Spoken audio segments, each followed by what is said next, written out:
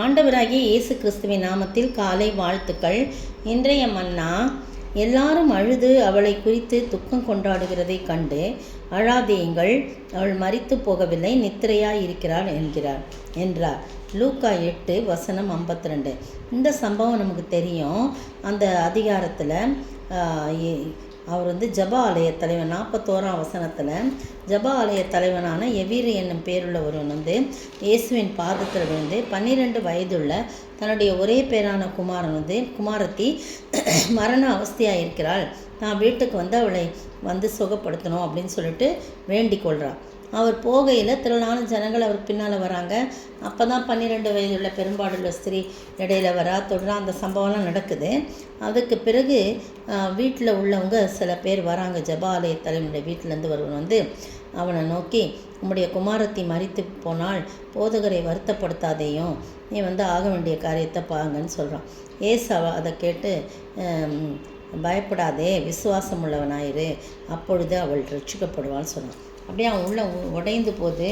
ஐயோ, இப்படி ஆயிடுச்சே, இயேசு வரத்துக்கு நேரம் ஆயிடுச்சு, இப்படி இடையிலலாம் சம்பவங்கள் நடந்துருச்சு, அதனால் ஆண்டவர் வர லேட் ஆகிட்டதுனால தான் நம்ம மக இறந்து போயிட்டான் அப்படின்னு சொல்லிட்டு ரொம்ப வருத்தமாக இருக்கும்போது இயேசு அவனை அதை கேட்டுட்டு, அந்த விஷயத்தை கேட்டு அவனை பார்த்து, பயப்படாதே, விசுவாசம் உள்ளவனாயிரு, அப்பொழுது அவள் ரட்சிக்கப்படுவான்னு ஒரு ஆறுதலின் செய்தி. அப்போ அவர் வீட்டுக்கு வந்தபோது பேதுருவையும் யோவானையும் யாக்கோபையும் மட்டும் அழைச்சிட்டு வராங்க. அழைச்சிட்டு உள்ளே போகிறாங்க. தகப்பனையும் தாயும் வேறு ஒருவரையும் உள்ளே வரவிடலை. எல்லாரும் அழுது அவளை குறித்து துக்கம் கொண்டாடுகிறத பார்த்த உடனே அவர் சொல்கிறாரு, அவள் மரிக்கலை, நித்திரையாக இருக்கிறா, தூங்குறா அப்படின்னு சொன்னான். அப்போ மரித்து போனான் என்று அவர்களை அறிந்ததுனால அவரை பார்த்து சிரிக்கிறான், ஆய்க்கிறான், கிண்டலாக பார்க்குறான். நம்ம கொழுப்பாட்டி எல்லாம் வச்சுருக்கோம். இவர் இவ்வளோ நேரம் பொறுத்து அவளை மறிக்கலை, தூங்குறான்றார, இன்னும் மனுஷனாக இருப்பாருன்னு சொல்லிட்டு ஒரு மாதிரி நகைக்கிறது வேறு, சிரிக்கிறது வேறு. அப்போ நகைக்கிறவுடனே எல்லாரையும் அவர் வெளியே போக சொல்கிறார். நகைச்சவங்களாம் எல்லாரும் வெளில போக சொல்லி அவளுடைய கையை பிடித்து, பிள்ளையே எழுந்திரு, இன்னொரு இடத்துல சிறு பெண்ணே எழுந்திருன்னு போடப்பட்டிருக்கு.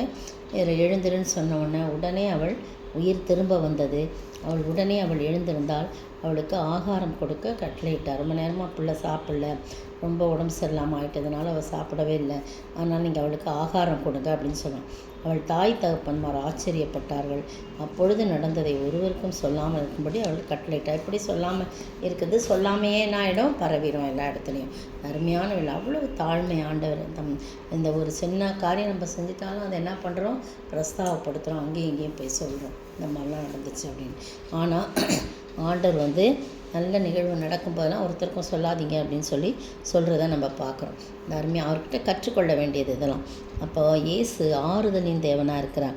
அவன் உள்ள நொறுங்கிடுச்சு. வீட்டில் சொன்ன உடனே மகள் மரித்து போயிட்டா, ஆக வேண்டியதை பாருங்கன்னு சொன்ன உடனே அவனுடைய உள்ளம் சுக்கு நூறாய் உடைந்திருக்கும். அதை பார்த்த ஆண்டவர், அவங்க கொண்டு வந்த செய்தியை கேட்ட ஆண்டவர் அவனை பார்த்து, பயப்படாதே, விசுவாசம் உள்ளவனாயிரு, அவளை கண்டிப்பாக ரட்சிக்கப்படுவாள் அப்படின்னு சொல்லி, ரட்சிக்கப்படுவாள்னா விடுதலை பெறுவாள், உயிர் பெறுவாள் அர்த்தம். அப்போ எல்லாரும் அழுதுட்டு இருக்கும்போது அங்கேயும் என்ன பண்ணுறாரு ஆண்டவர், ஒரு ஆறுதலை சொல்கிறார். அழாதேயுங்கள், அவள் மரித்து போல, தூங்குறா, நித்திரையாயிருக்கா அப்படின்னு சொல்கிறாங்க. பார்த்தீங்களா, எவ்வளோ ஆறுதலின் தேவன் எல்லா சூழ்நிலையிலும் நம்மை ஆறுதல் படுத்த வல்லவராயிருக்கா. உள்ள நொறுங்கி போயிருக்கிறீங்களா, இந்த காலை வேளையில் அவர் ஆறுதல் படுத்துகிற ஆண்டவராயிருக்கிறார். அப்படியே யார் என்னை தேற்றுவார் அப்படின்னு சொல்லி கவலைப்படுறீங்களா, இயேசு உங்களை தேற்றுவார். அப்படிப்பட்ட ஆசீர்வாதத்தை பெற்றுக்கொள்ள ஆண்டவர் தாமே கிருபை செய்வாராக. ஆமென். என் இதயம் இயேசுவுக்கு தெரியும், என் வேதனை இயேசுவுக்கு புரியும், என் தனிமை, என் சோர்வுகள் இயேசனை தேற்றுவார், யார் என்னை தேற்றுவார், இயேசுனை தேற்றுவார், யார் என்னை தேற்றுவார், இயேசுனை தேற்றுவார், இயேசுனை தேற்றுவார், இயேசுனை ஆற்றுவார்.